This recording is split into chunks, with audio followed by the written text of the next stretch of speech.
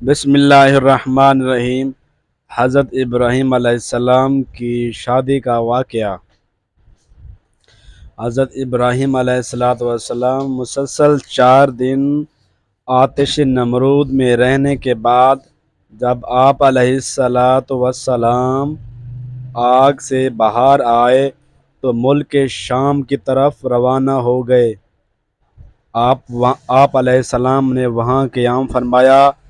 وہاں پر آپ علیہ السلام کو کچھ نفیس لوگ کپڑوں میں پہن کر ایک طرف جاتے ہوئے نظر آئے تو آپ علیہ السلام نے ان سے دریافت کیا کہ تم لوگ کہاں جا رہے ہو؟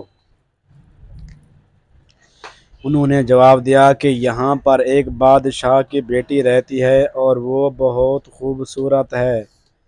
بہت سارے ملکوں کے شہزادے اس کی خاطرداری کرتے ہیں لیکن وہ کسی کو قبول نہیں کرتی۔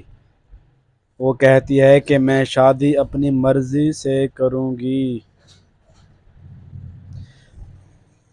اور کہا جاتا ہے کہ اس جیسا آج تک کوئی خوبصورت کسی نے نہیں دیکھا۔ لوگ وہاں پر جاتے ہیں، شہزادی خود نکل کر سب کو دیکھتی ہے لیکن اس کو کوئی پسند نہیں آتا۔ جب آپ علیہ السلام نے ان کی یہ باتیں سنی تو آپ ان کے ساتھ چل پڑے اور اسی میدان کے ایک کونے میں جا بیٹھے۔ جب دوپہر ہوئی تو تمام لوگ حاضر ہو گئے اور شہزادی اپنے 70 کنیزوں کے ساتھ سر پر تاج لا کر میدان میں ایک دوسرے کو دیکھنا شروع کر دیا۔ جب شہزادی آپ علیہ السلام کے پاس پہنچی تو آپ علیہ السلام کے چہرے مبارک پر نور دیکھ کر شہزادی نے آپ علیہ السلام پر عاشقی کے تار میں گرفتار ہو گئی۔ جو نور شہزادی نے آپ علیہ السلام کی چہرے پر دیکھا وہ اصل میں نور محمد صلی اللہ علیہ وسلم تھا۔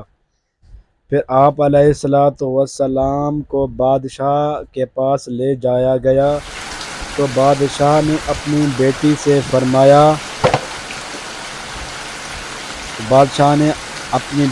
فرمایا کہ تم نے بہت نیک انسان چنا ہے لیکن مرد غریب ہے، کچھ فائدہ نہیں۔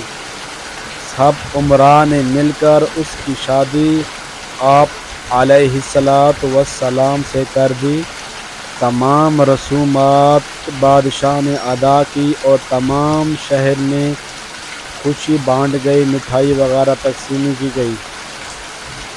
شادی کے بعد آپ علیہ السلام نے مصر کی طرف جانے کا ارادہ کیا تو آپ کی خاتون جو آپ کی بیوی تھی سارہ نے کہا میں بھی آپ کے ساتھ چلوں گی، اب میرا آپ کے بغیر رہنا ناممکن ہے۔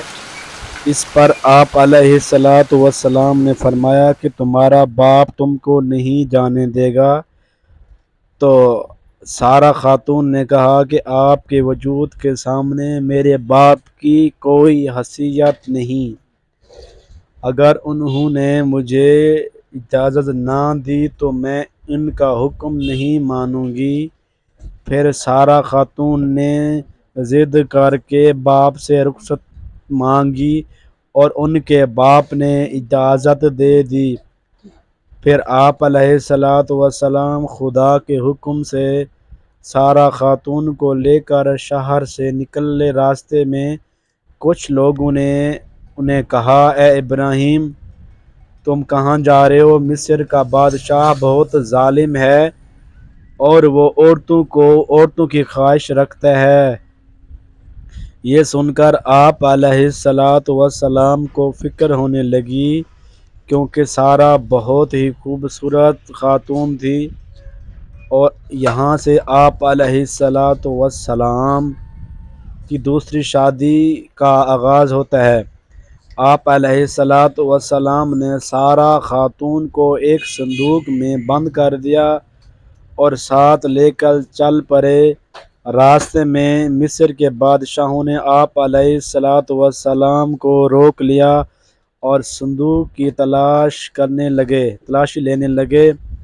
آپ علیہ الصلوۃ والسلام نے ان کو روکا لیکن وہ نہ رکے۔ جب انہوں نے صندوق کھولا تو اس میں ایک خوبصورت عورت بیٹھی ہوئی نظر آئی۔ آپ علیہ الصلوۃ والسلام کی بیوی کو بادشاہ کے پاس لایا گیا اور وہ بادشاہ ملعون نے آپ علیہ الصلوۃ والسلام کی بیوی سے زبردستی کرنے کی کوشش کی تو خدا کے حکم سے وہ ملعون زمین میں دھنس گیا۔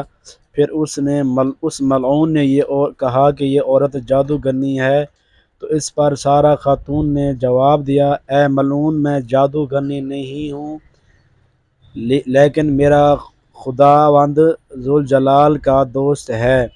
یہ سن کر بادشاہ ملعون نے توبہ کی اور سارہ خاتون نے دعا کی تو وہ ٹھیک ہو گیا۔ اس کے بعد اس ملعون نے ایک دفعہ پھر آپ کی جسم پر نظر ڈالی تو وہ اندھا ہو گیا۔ پھر وہ کہنے لگا، اے بی بی پاک دامن، مجھے معاف کر دو۔ اس بار خاتون نے کہا، اے بدبخت، یہ میری دعا نہیں، اس بار تم خدا کے دوست کی دعا سے اندھے ہوئے ہو۔ تو بادشاہ ملعون نے کہا، ابراہیم علیہ السلام کو لایا جائے۔ جب حضرت ابراہیم علیہ السلام وہاں پر پہنچے تو اس نے حضرت ابراہیم علیہ السلام سے کہا، اے ابراہیم علیہ السلام، اپنے خدا سے فرمائیں کہ مجھے معاف کر دیں۔ اسی وقت وحی نازل ہوئی کہ یہ خدا کا نافرمان بندہ ہے، تو اس پر آپ ایک شرط لگا کر معاف کر سکتے ہیں کہ وہ اپنی ساری جائیداد آپ کے نام کر دے۔ تو اس ملعون نے آپ کی شرط منظور کر لی۔